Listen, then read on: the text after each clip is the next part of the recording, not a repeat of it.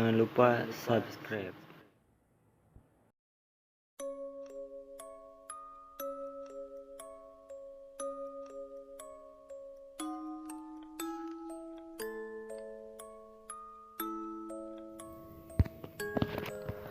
Assalamualaikum warahmatullahi wabarakatuh. Selamat malam buat kalian yang melihat atau mendengarkan video di channel ini. Seperti biasa, saya di sini akan menceritakan hal seram dan misteri. Dan cerita untuk malam hari ini, pengalaman mistis supir travel. Kali ini ada cerita tentang pengalaman mistis yang dialami oleh seorang teman yang profesinya sebagai supir travel. Sebut saja namanya Kang Asep, umur 35 tahun. Seorang supir travel. Dia sangat mobil sekali dengan banyaknya order dari kantor travelnya. Dengan profesinya sebagai supir travel, pastinya selalu ikut melancong kemana tamunya pergi. Suatu ketika dia ada order untuk mengantar wisatawan pergi berkunjung ke suatu tempat wisata di Malang. Dengan senang hati, Kang Asep ini mengantar tamunya itu berkeliling kota Malang. Beragam tempat wisata di kota Malang dia kunjungi. Suatu ketika, setelah seharian penuh berkeliling mengunjungi tempat wisata, akhirnya sampailah waktu untuk istirahat. Mobil dia diarahkan ke suatu hotel yang cukup terkenal di kota Malang. Dengan lihainya dia parkir di perkarangan belakang hotel yang waktu itu kondisinya cukup gelap karena kurangnya penerangan. Entah disengaja atau tidak oleh pihak hotel, pekarangan lahan parkir belakang hotel kelihatan gelap. Namun tetap saja kelihatan temaram dengan pantulan cahaya dari hotel. Karena capek, Kang Asep tidak memperdulikan kegelapan kondisi parkiran waktu itu.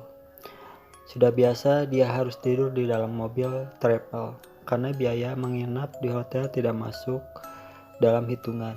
Hanya ditemani selimut sarung. Dia masukkan badannya ke dalam sarung untuk mendapatkan kehangatan karena suhu udara sangat dingin. Lalu dia tidur memilih tempat di kursi baris kedua di belakang kursi supir. Malam semakin gelap, terdengar lonceng dipukul sayup-sayup menunjukkan jam 12 malam.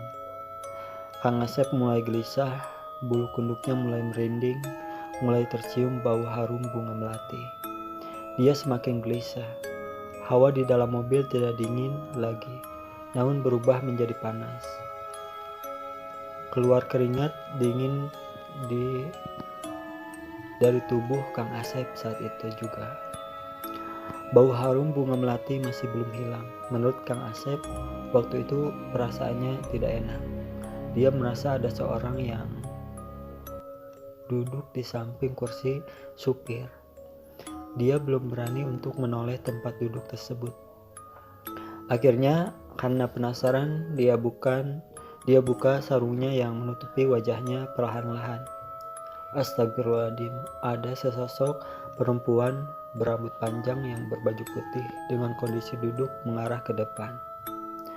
Rambutnya tergerai menutupi wajahnya yang pucat. Kang Asep sudah tidak bisa apa-apa. Mau lari tapi lari kemana? Kondisi sudah sepi sekali di luar. Akhirnya dia pasrah, dia tarik kembali sarungnya untuk menutupi mukanya lagi. Bau bunga melati lama-lama kemudian tidak tercium lagi. Dia punya kesimpulan, jika bau harum bunga melati hilang, otomatis kuntilanak tadi pasti ikut lenyap. Dia buka kembali penutup sarungnya perlahan-lahan. Ternyata memang hantu kuntilanaknya sudah hilang. Kang Asep merasa lega sekali karena hantunya sudah tidak ada dan harapannya bisa tidur kembali dengan nyenyak. Ternyata harapan itu untuk tidur nyenyak Kang Asep musnah sudah. Dia mulai mencium bau lengur.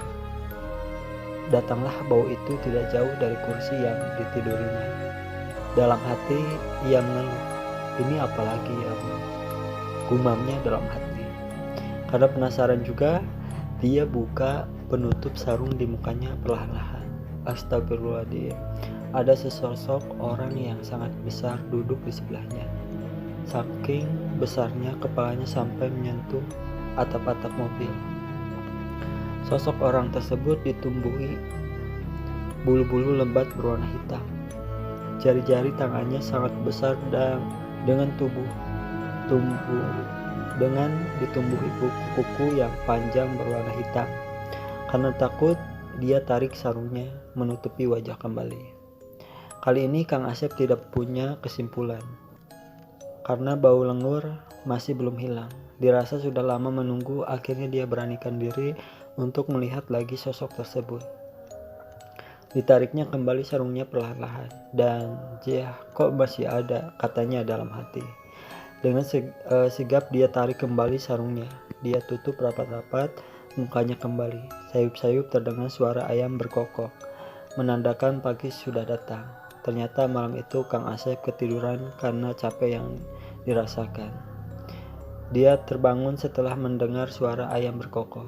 Begitulah cerita mistis yang dialami seorang travel. Ternyata setelah dihantui, Kang Asep mengaku semakin banyak orderan. Itulah cerita untuk malam hari ini. Tinggalkan like, comment, share, dan subscribe. Dan jangan lupa nyalain loncengnya biar nggak ketinggalan jika ada video-video baru di channel ini. Terima kasih.